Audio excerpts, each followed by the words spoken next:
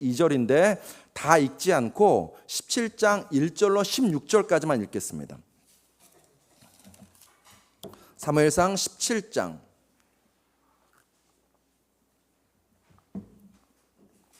1절로 22절입니다.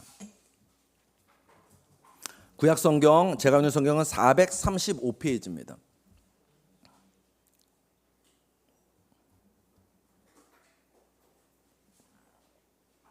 다 읽지 않고 16절까지만 읽겠습니다.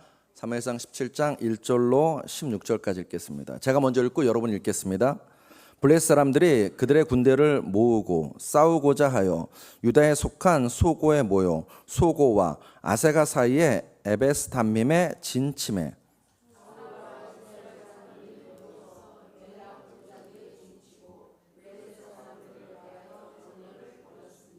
블레셋 사람들은 이쪽 산에 섰고 이스라엘은 저쪽 산에 섰고 그 사이에는 골짜기가 있었더라.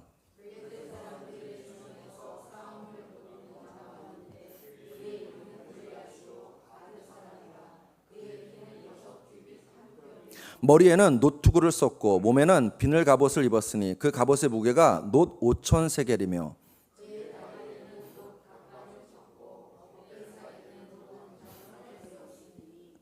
그 창자루는 배틀째 같고 창날은 철 600세겔이며 방패 든 자가 앞서 행하더라.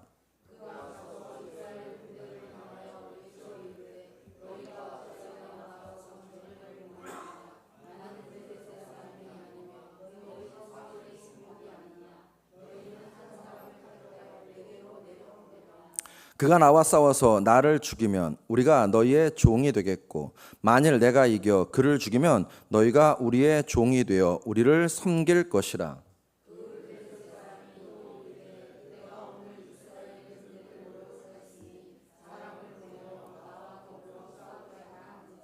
사울과 온 이스라엘이 블레셋 사람의 이 말을 듣고 놀라 크게 두려워하니라.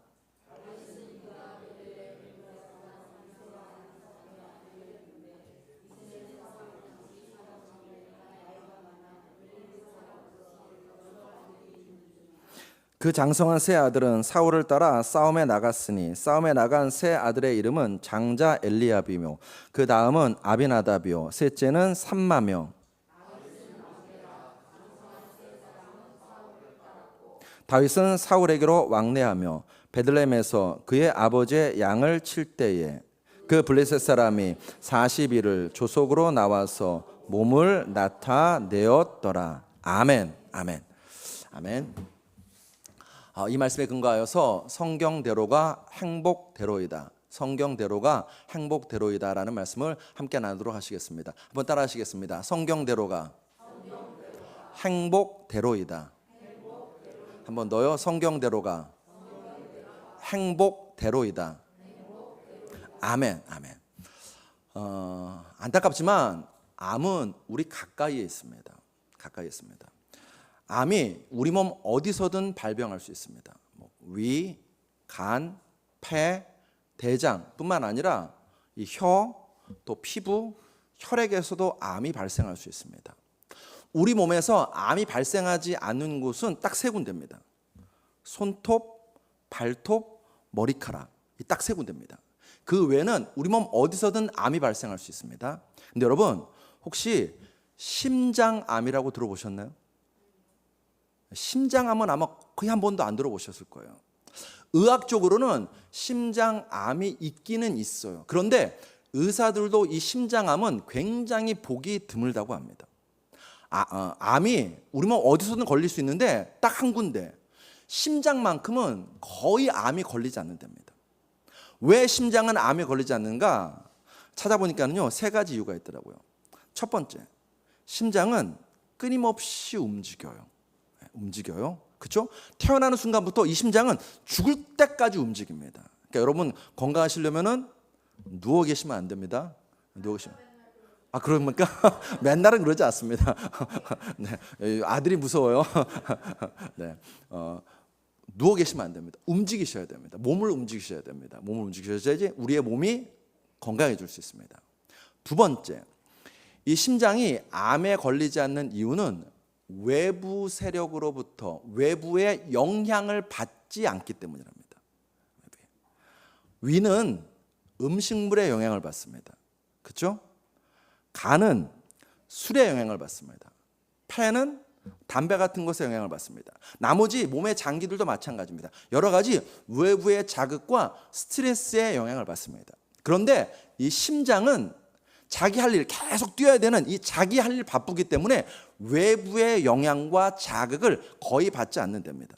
그리고 세 번째, 암은 우리 몸에 상피세포에 생기는데 이 심장은 근육세포로 이루어져 있기 때문에 암이 잘 안 걸린답니다. 이것은 우리에게 영적으로 굉장히 중요한 메시지를 줍니다.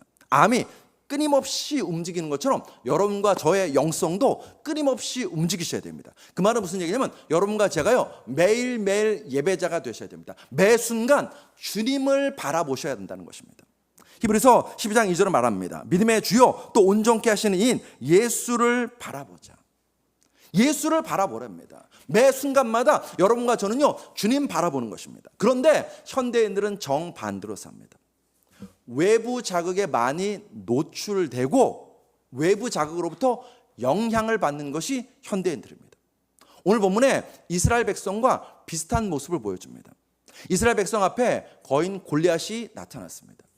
문제에 직면했다는 것입니다. 그 순간 이스라엘 백성은요 하나님을 바라봐야 되는데 문제를 바라봅니다. 하나님의 크심을 생각해야 되는데 문제의 큼을 바라봅니다. 하나님을 안 믿는 것이 아닙니다. 믿어요. 그런데 냄비 신앙이에요. 외부의 자극이 미치면 끌었다 식었다를 반복한다는 것입니다. 아브라함을 보십시오. 하나님이 분명 아들을 약속하셨습니다. 그런데 아브라함이 어떻게 했나요? 자기의 몸이 늙어가는 것, 자기가 나이 들어가는 것만 바라봅니다.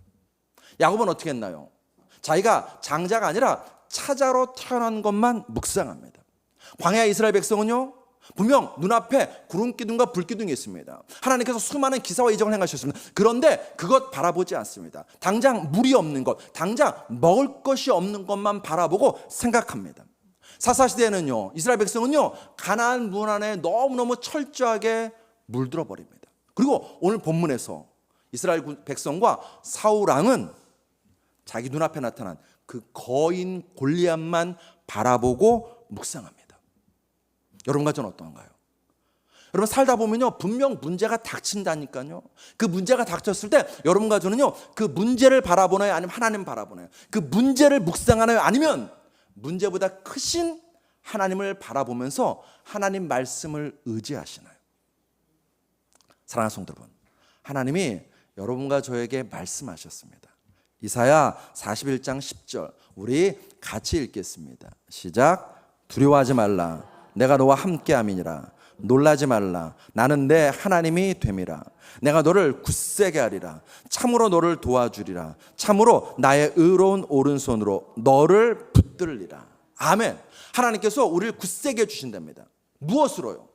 말씀으로 그렇게 해주신다고 약속하셨습니다. 여호수아서 1장 7절로 8절 우리 같이 읽습니다. 시작. 오직 강하고 극히 담대하여 나의 종 모세가 내게 명령한 그 율법을 다 지켜 행하고 우로나 좌로나 치우치지 말라. 그리하면 어디로 가든지 형통하리니 이 율법책을 내 입에서 떠나지 말게 하며 주야로 그것을 묵상하여 그 안에 기록된 대로 다 지켜 행하라. 그리하면 내 길이 평탄하게 될 것이며 내가 형통하리라. 믿습니까? 하나님 약속의 말씀을 믿습니까? 여러분과 제가 인간이기 때문에 두려울 수 있습니다. 처음에는요 막막할 수 있습니다. 처음에는요 불안하고 원통할 수 있습니다. 그런데 여러분 처음에는 그럴 수 있지만 그것이 계속되어서 그 문제만 묵상하고 그 두려움에 빠져 있어서는 안 된다는 것입니다. 외부의 환경과 외부의 문제를 바라보고 그것만 묵상하면요 여러분과 저는요 영적인 암에 걸립니다. 우리는 하나님을 바라보고 떨쳐 일어나는 것입니다. 하나님 말씀 붙잡고 앞으로 전진해 나가는 것입니다. 하나님이 원하시는 것은요 그것입니다. 여러분과 제가요 인생의 어려운 문제를 만날 때마다 하나님 바라보고 그 다음 이 약속의 말씀을 좀 붙잡고 끝까지 견디는 자가 되기를 원하시는 것이 하나님입니다. 왜냐고요? 말씀대로가 우리 인생의 형통이기 때문입니다. 하나님 말씀대로 사는 것이요 우리 인생의 형통이요 복입니다. 신명기 28장 2절로 6절 우리 같이 읽습니다. 같이 읽습니다. 시작. 내가 내 하나님 여호와의 말씀을 순종하며 이 모든 복이 내게 임하며 내게 미치리니 성읍에서도 복을 받고 들에서도 복을 받을 것이며 내 몸의 소생과 내 토지의 소생과 내 짐승의 새끼와 우양의 새끼가 복을 받을 것이며 내 광주리와 떡반죽 그릇이 복을 받을 것이며 내가 들어와도 복을 받고 나가도 복을 받을 것이니라. 아멘. 오늘 설교 제목 그대로입니다. 성경대로가 행복의 대로입니다. 성경대로 살면 우리의 인생에 행복의 대로가 열린다는 것입니다. 그러면 성경대로 안 살면 어떻게 될까요? 하나님을 믿는데 성경대로 안 살면 어떻게 될까요? 여호수아서 6장 26절을 보시면 여호수아가 그때 맹세하게 하여 이르되 누구든지 일어나서 이 여리고성을 건축하는 자는 여호와 앞에서 저주를 받을 것이라. 그 기초를 쌓을 때 그의 맏아들을 잃을 것이요 그 문을 세울 때에 그의 막내 아들을 잃으리라 하였더라. 여호수아가 그때는 언제냐면요 여리고성이 무너졌을 때입니다. 여리고성을 이스라엘 백성이 점령했을 때입니다. 그때 여호수아는 이스라엘 백성에게 명합니다. 절대로 이 여리고성을 다시 재건하지 말아라. 만약 재건하여서 그 기초를 쌓는 자 그 맏아들이 죽임당할 것이다. 그 성에 문을 닫는 자 그 막내 아들이 죽임당할 것이라고 여호수아가 분명하게 하나님 말씀을 받았고 대언합니다. 이스라엘 백성은요 이 말씀대로 살았습니다. 오랜 세월 동안 여리고성을 다시 재건하지 않았습니다. 그런데 북이스라엘의 아합 왕이 이 여리고성을 재건합니다. 왜냐하면 가나안 땅의 지형을 보면요 이 여리고라는 곳은요 전략적으로 굉장히 중요한 요충지거든요. 그래서 이 여리고성을 재건해요. 어떻게 되었을까요? 열왕기상 16장 34절 그 시대에 베델 사람 히엘이 여리고를 건축하였는데 그가 그 터를 쌓을 때 맏아들 아비람을 잃었고 그 문을 세울 때 막내 아들 수굽을 잃었으니 여호와께서 눈의 아들 여호수아를 통하여 하신 말씀과 같이 되었더라. 여러분 여호수아를 통하여서 여리고성을 재건하지 말라라고 하는 명령이 주어질 때는요 약 BC 주전 1450년경입니다. 그리고 아합 왕 때에 여리고성이 재건된 때는 BC 주전 930년경입니다. 대략 500년이에요. 500년 동안 여리고성은 재건되지 않았습니다. 그런데 500년 만에 여리고성이 재건될 때에 500년 전에 예언된 말씀 그대로 성의 기초를 쌓을 때 그 장자가 죽었습니다. 성문을 달 때에 그 막내 아들이 죽었습니다. 사랑하는 성도 여러분, 하나님도 말씀대로이십니다. 그런데 여러분과 제가 이 말씀 잊어버리고 있지 않나요?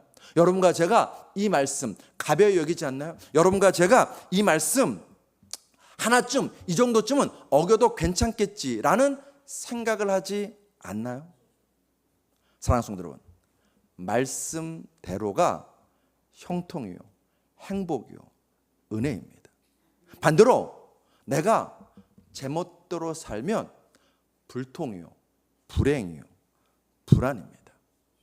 오늘 본문도 이 원리를 그대로 보여줍니다. 이스라엘 백성 앞에 거인 골리앗이 나타났습니다. 이스라엘은 사울 왕은 두려워 벌벌 떱니다. 보면 11절에 사울과 온 이스라엘이 블레셋 사람의 이 말을 듣고 놀라 크게 두려워하니라.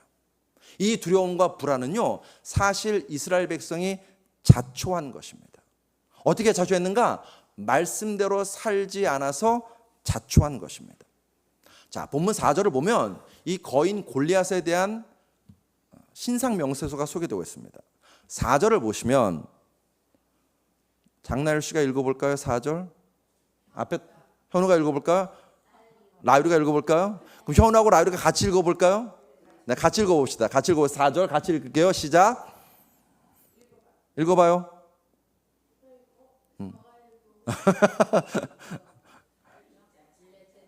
네, 그럼 목사님이 읽을게요. 네, 다음엔 꼭 읽어주세요. 네, 할머니가요? 아이, 자, 목사님 읽겠습니다. 블레셋 사람들의 진영에서 싸움을 도두는 자가 왔는데 그의 이름은 골리앗이요 가드 사람이라. 그의 키는 6규빗 1뼘이요. 여기 세 가지가 소개되고 있습니다. 첫째, 이 거인 골리앗은 싸움을 도두는 자라고 소개되어 있습니다. 이 말이 무슨 얘기냐면요, 자기 군을 대표해서 적군과 1대1로 맞붙어 싸우는 사람입니다. 우리는 이게 별로 익숙지 않은데 헬라 시대에는, 고대 헬라 시대에는 이런 전쟁의 형태가 굉장히 많았습니다. 두 번째, 그의 키가 6규빗 1뼘이라고 나옵니다. 여러분 저를 한번 보십시오. 이제 규빗을 제가 설명을 드리겠습니다. 규빗이라는 단어는 길이를 재는 단어입니다. 우리는 센치, 미터를 쓰는데 이스라엘은 규빗을 썼습니다. 이 규빗은 어떤 단위냐면요, 자, 제 손을 보십시오. 이 팔꿈치에서 이 중지 손가락 끝까지의 길이가 1규빗이에요. 이게 1규빗입니다. 1규빗. 근데 사람마다 팔 길이가 좀 다르죠. 달라요. 그래서 평균 잡아서 우리 식으로 하면 45cm. 그게 1규빗이에요. 일단은 여러분과 제가 아실 거는 1규빗이 뭐라고요? 어디서부터 어디까지라고요? 팔꿈치부터 중지 손가락까지. 이게 1규빗입니다. 그다음 뼘이 나옵니다. 뼘은 여러분과 제가 잘 알아요. 한 뼘, 두 뼘 할 때 그 뼘입니다. 그러니까 손을 쫙 펴서 엄지손가락부터 새끼손가락까지가 한 뼘입니다. 한 뼘은 약 22cm 정도 나옵니다. 292cm. 그렇죠. 지금 거인 골리앗의 키가 몇이라고요? 292cm예요. 3m가 조금 안 돼요. 3m가 조금 안 돼요. 엄청나게 큰 사람입니다. 세 번째, 성경은 이 거인 골리앗에서 이렇게 말합니다. 4절 중반절에 그의 이름은 골리앗이요 가드 사람이라. 가드 사람이라. 출애굽 후 하나님께서 이스라엘 백성에게 강력하게 신신당부한 게 있었습니다. 출애굽기 23장 31절에 내가 내 경계를 홍해에서부터 블레셋 바다까지 광야에서부터 강까지 정하고 그 땅의 주민을 내 손에 넘기리니 내가 그들을 내 앞에서 쫓아낼지라. 하나님 말씀하십니다. 가나안 땅에 들어가면 가나안에 있는 모든 족속들을 전부 다 쫓아내라고 이것을 강조하셨습니다. 신명기 20장 17절에 곧 헷 족속과 아모리 족속과 가나안 족속과 브리스 족속과 히위 족속과 여부스 족속을 내가 진멸하되 내 하나님 여호와께서 내게 명령하신 대로 하라. 분명 하나님은요 출애굽기에서도 신명기에서도 강조하십니다. 가나안 땅의 족속을 단 하나도 살아남겨두지 말라고. 이 말씀대로 이스라엘 백성이 살았다면 거인 골리앗은 없었습니다. 그런데 이스라엘은요 그러지 않았어요.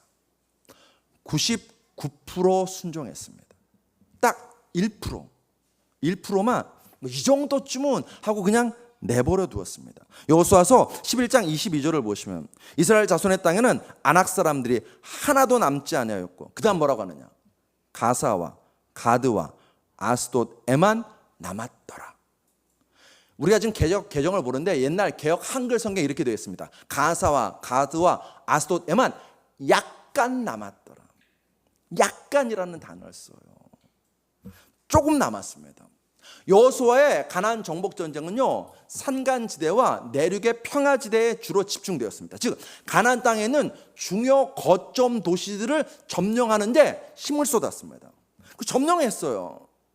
가사와 아스돗은요 지중해 연안에는 해안도로입니다. 제가 지도를 갖고 올 걸. 해안도로고 가드는 그 해안도로 옆에 있는 아주 작은 성읍입니다. 그러니까 이스라엘 입장에서는요 가나안 땅에 있는 내륙과 산지에 있는 큰 성읍들을 다 점령하고 난 다음에 보니까는요 야, 저 정도 작은 성읍은 약간은 남겨둬도 괜찮겠지.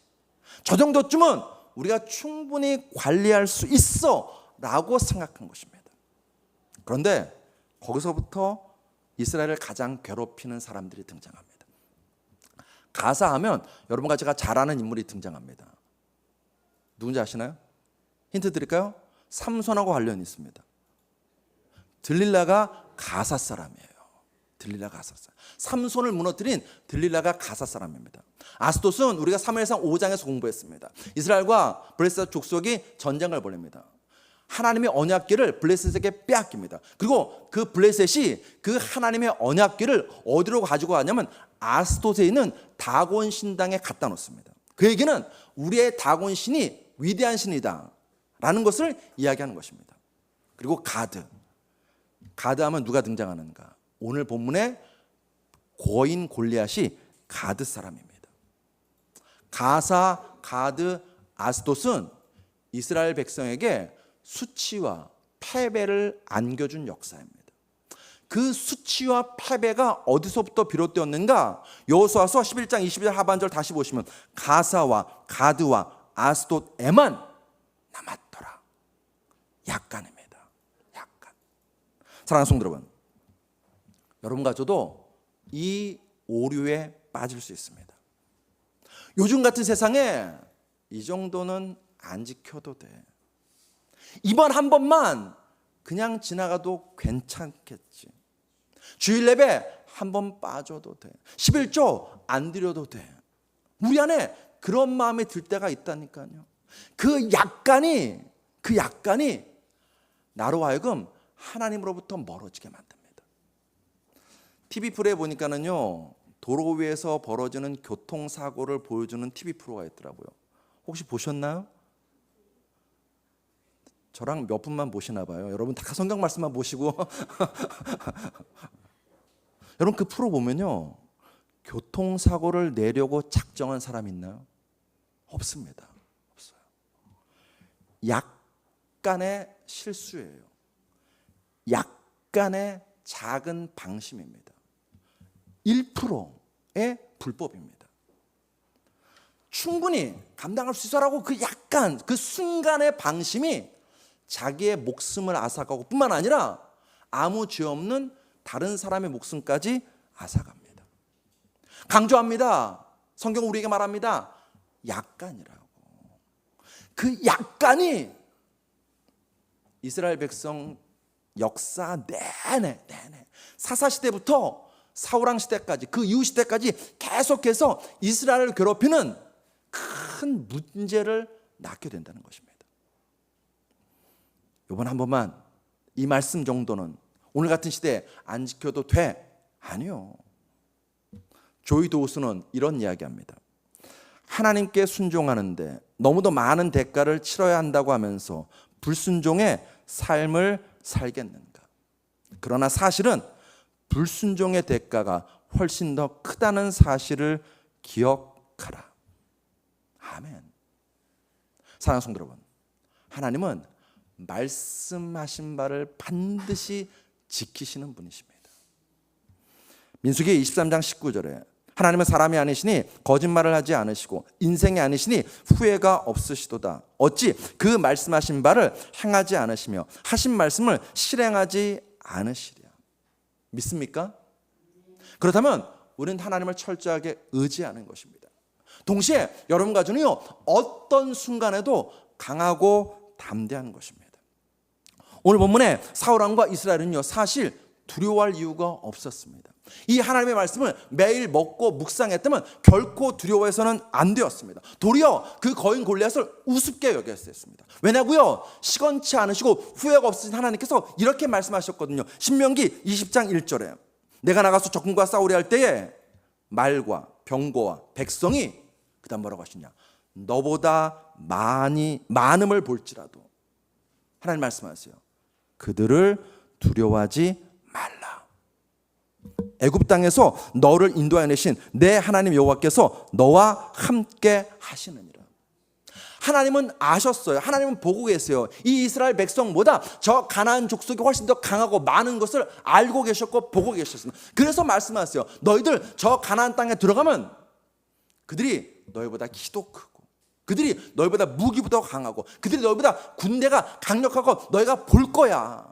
근데 그들이 많을지라도 그들이 강하다고 해서 너희 두려워하지 마. 왜? 내가 너와 함께할 것이기 때문이라고. 문제보다 크신 하나님이에요. 문제보다 강하신 하나님께서 약속하세요. 내가 너와 함께할 거야. 내가 너를 위해서 일할 거야. 내가 네 인생 가운데 싸워줄 거야 라고 약속하시면서 결코 네 눈에 보이는 것 때문에 두려워하지 말라고. 도리어 강하고 담대하라고 말씀하십니다. 사랑하는 성도 여러분, 반드시입니다. 반드시 하나님은 지금도, 어제도, 앞으로도, 영원토록 여러분과 함께 하십니다. 신명기 31장 6절에 보시면 너희는 강하고 담대하라. 두려워하지 말라. 그들 앞에서 떨지 말라. 이는 내 하나님 여호와 그가 너와 함께 가시며 결코 너를 떠나지 아니하시며 버리지 아니하실 것임이라 하고. 아멘. 사울 왕과 이스라엘 백성들이요, 이 말씀을 매일 먹었다면, 매일 읽었다면 골리앗이 두렵지 않죠. 두렵기는커녕 하나님이 하실 일이 기대가 되죠. 그런데 그들은요, 하나님 말씀 읽지 않았습니다. 하나님 말씀 먹지 않았습니다. 그 말씀에 의지하여서 하나님을 신뢰하지 않았습니다. 오히려 눈에 보이는 외부 환경만 바라봅니다. 그 외부 환경의 자극에 반응합니다. 그 거인 골리앗의 키에, 용모에, 무기에 그것만 바라보면서 두려워 떨고 있습니다. 얼마 동안요? 무려 40일 동안요. 40일 동안. 제가 아마 다음 주 또는 다다음 주에 이 본문 가지고 또 설교할 겁니다. 근데 여러분, 사무엘상 10장 한번 잘 읽어보십시오. 제가 얘기하긴 할 건데 이스라엘 백성이 40일을 두려워 떨었어요. 생각해 보세요. 거인 골리앗이 뭐 했나요? 뭐 했나요? 아무것도 안 했습니다. 뭐만 했나요? 말만 했어요. 이게 중요해요. 뉴스에서요, 온갖 경제가 어렵다, 중동이 화약거다, 뭐가 어렵다, 위협적인 이야기 계속 말만 들려옵니다. 말만 들려와요. 그 말에 여러분과 제가요, 걱정할 수 있습니다. 아까도 말씀드렸죠. 우리 인간이니까 걱정된다니까요. 근데 여러분과 제가 정말로 들어야 할 소식은요, 세상의 말이 아니라 하나님 말씀인 줄로 믿습니다. 근데 이스라엘은요, 그 말만 듣고 며칠이요? 40일 동안 벌벌벌 두려워 떱니다. 보면 24절에 보시면 이스라엘 모든 사람이 그 사람을 보고 심히 두려워하여 그 앞에서 도망가요. 혹시 우리도 이러고 있지 않는가? 문제의 크기만, 질병의 위험만, 실패의 고통만, 현실의 암담함만 보고 두려워하지 않습니까? 돈, 명예, 또는 학벌, 권세에 짓눌려 있지 않습니까? 다시 강조합니다. 처음에는 우리가 그것이 두려울 수 있습니다. 근데 여러분과는요, 속히 돌이키는 것입니다. 어디로요? 문제보다 크신 하나님, 권력보다 강하신 하나님, 그 하나님께 속히 돌이켜서 그 하나님 바라보고 그 하나님이 말씀하시는 것을 붙잡는 것입니다. 하나님은요, 오늘도 여러분과 저에게 말씀하세요. 뭐라고 말씀하시는가? 자, 우리 같이 읽어보겠습니다. 앞에 화면에 뜰 겁니다. 같이 읽어보겠습니다. 큰 화면, 네, 큰 화면 띄워주시겠습니다. 우리 같이 읽어보겠습니다. 시작. 두려워 말라, 놀라지 말라, 염려하지 말라. 너희 염려를 다 주께 맡기라. 너희 마음에 근심하지 말라, 울지 말라, 구하라, 안심하라, 평안히 가라. 오직 성령으로 충만함을 받으라. 기뻐하라. 아멘이신가요? 여러분, 우리가 인생 살아가 보면요, 울 일이 있죠. 근심할 일이 있죠. 염려할 일이 있죠. 하나님도 아세요. 아시기 때문에 여러분과 저 이렇게 말씀하신 것입니다. 너희 울 일 있지? 알아. 너 울지 말고 나를 믿고 웃어. 너희 근심할 일 있지? 염려할 일 있지? 뜻대로 안 되지? 그것 때문에 마음이 좌절되지? 내가 안 된다. 내가 아니까는 너희 근심하지 말고 차라리 그 시간에 나한테 그 문제를 아뢰렴. 그리고 얘들아, 오직 성령의 충만함을 받아서 날마다 말씀 충만, 성령 충만해서 기뻐하라고. 기뻐하라. 역사는 하나님이 이루시는 것입니다. 우리는 그 하나님 바라보면서 말씀대로 살아가기만 하면 됩니다. 예레미야서 11장 7절에서 하나님 간절히 말씀하십니다. 내가 너희 조상들을 애굽 땅에서 인도한 날부터 오늘까지 간절히 경계하며 끊임없이 경계하기를. 그다음 뭐라고 하시나요? 너희는 내 목소리를 청종하라 하였으나. 세상 소리 듣지 마. 네 마음의 근심의 소리, 염려의 소리 듣지 마. 뭘 들으라고요? 하나님 목소리를 청종하래요. 그게 우리를 향하신 하나님의 간절한 소원입니다. 왜요? 우리 사랑하니까요. 우리 사랑하니까. 여러분 사랑하면 어떻게 됩니까? 듣게 됩니다. 들어요. 사랑하는 이의 목소리를 들어요. 사랑하는 이의 목소리 들으면요 다시 힘나고 위로가 되고 세상을 이겨나갈 힘이 생기는 줄로 믿습니다. 예수님도 이 땅에 사실 때 예수님 마음대로 뜻대로 사시지 않았잖아요. 어떻게 사셨습니까? 말씀대로 사셨어요. 히브리서 5장 8절로 9절에 그가 아들이시면서도 받으신 고난으로 순종함을 배워서 온전하게 되셨은즉 자기에게 순종한 모든 자에게 영원한 구원의 근원이 되시고. 말씀대로가 우리 인생의 복입니다. 말씀대로가 우리 인생의 형통입니다. 사랑하는 성도 여러분, 힘들고 어렵고 곤고한 그 문제만 바라보고 묵상하시지 마시고 하나님 바라보고 하나님 말씀 붙잡는 여러분과 저 될 줄로 믿습니다. 왜 다시 띄워주실래요? 우리 같이 읽습니다. 하나님 뭐라고 말씀하시는지 우리 같이 읽습니다. 읽습니다. 시작. 나를 사랑하고 내 계명을 지키는 자에게는 천대까지 은혜를 베푸느니라. 아멘. 또 읽습니다. 하나님 말씀하십니다. 또 여호와를 기뻐하라. 그가 내 마음에 없나요? 아니요. 네. 네, 같이 읽습니다. 시작. 또 여호와를 기뻐하라. 그가 내 마음의 소원을 내게 이루어 주시리로다. 마지막 또 있습니다. 시작. 나의 종 모세가 내게 명령한 그 율법을 다 지켜 행하고 우로나 좌로나 치우치지 말라. 그리하면 어디로 가든지 형통하리니. 아멘. 그 다음 화면도 넘겨주시겠습니까? 네. 또 있습니다. 시작. 두려워하지 말라. 내가 너와 함께함이니라. 놀라지 말라. 나는 내 하나님이 됨이니라. 내가 너를 굳세게 하리라. 참으로 너를 도와주리라. 또 있습니다. 일어나라. 빛을 발하라. 여호와의 영광이 내 위에 임하여 있음이니라. 마지막으로요. 구하라. 그리하면 받으리니 너희 기쁨이 충만하리라. 아멘. 이 약속 누가 하셨다고요? 어떤 하나님이요? 우리 아버지 하나님. 또 어떤 하나님이요? 전지전능하신 우리 아버지가. 전 라율이 아빠입니다. 근데 라율이가 해달라는 거 다 못해줘요. 왜? 전 전지전능하지 않거든요. 해주고 싶은데 저는 전지전능하지 않아요. 해주고 싶어요. 근데 전 전지전능하지 않아요.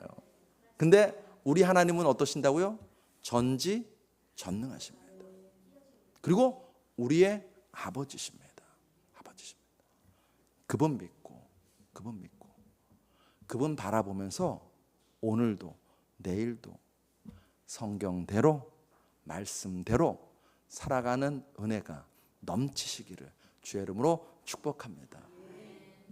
시 한 편을 여러분과 나누고 말씀 마치겠습니다. 웨일스의 시인 에슬린 웨더럴드의 시입니다. 웨더럴드 시예요. 앞에 떴나요? 네, 뜬 것 같아요. 제가 여러분에게 들려드리겠습니다. 이게 신앙시인데요. 신앙실에서 제가 이분이 의도하는 바를 좀 가로에 쳐놨습니다. 내가 받은 명령은 싸우는 것이래. 이때 싸운다는 것은 그 말씀에 순종하는 것을 말하는 것입니다. 내가 받은 명령은 싸우는 것이네. 내가 패해서 피를 흘릴지 대승을 거둘지는 고민할 필요가 전혀 없네. 승리는 하나님만이 이끌어내실 수 있으니 종은 열심히 섬긴 것 외에 아무것도 바라지 않는다네.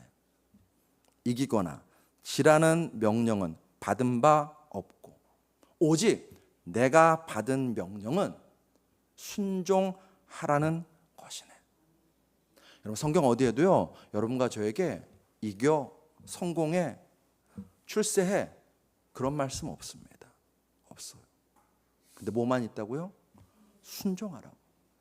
사랑하는 자녀야, 내가 널 위해서 준 이 말씀대로 순종해. 이길지 질지는 내가 결정해. 내가 결정해.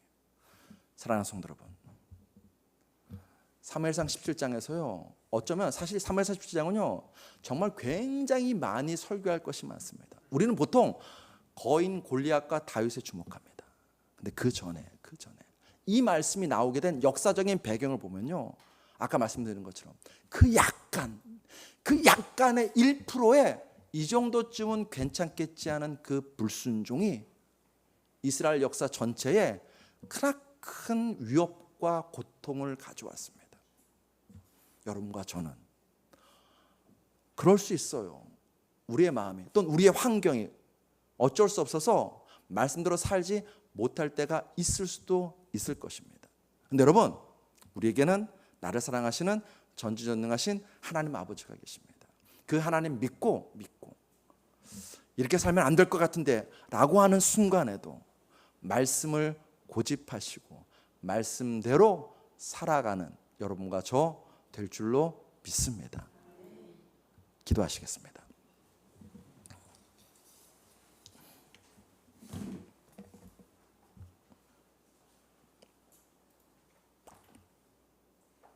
아버지 하나님, 참으로 감사드립니다. 거룩하신 은혜 가운데 우리가 거할 수 있도록 우리를 붙들어 주시오니 참으로 감사드립니다. 주님, 우리가 정말로 말씀대로 살기 원합니다. 이 말씀이 나를 얽어매는 그런 줄, 억압하는 줄이 아니라 이 말씀이 나를 자유케 하고 이 말씀이 나를 행복하게 하고 이 말씀이 나를 복되게 하는 말씀을 믿고 이 하나님의 말씀을 끝까지 붙잡고 살아가는 우리들 다 될 수 있도록 은혜 베풀어 주시옵소서. 예수 그리스도로 감사하며 기도드렸사옵나이다. 아멘.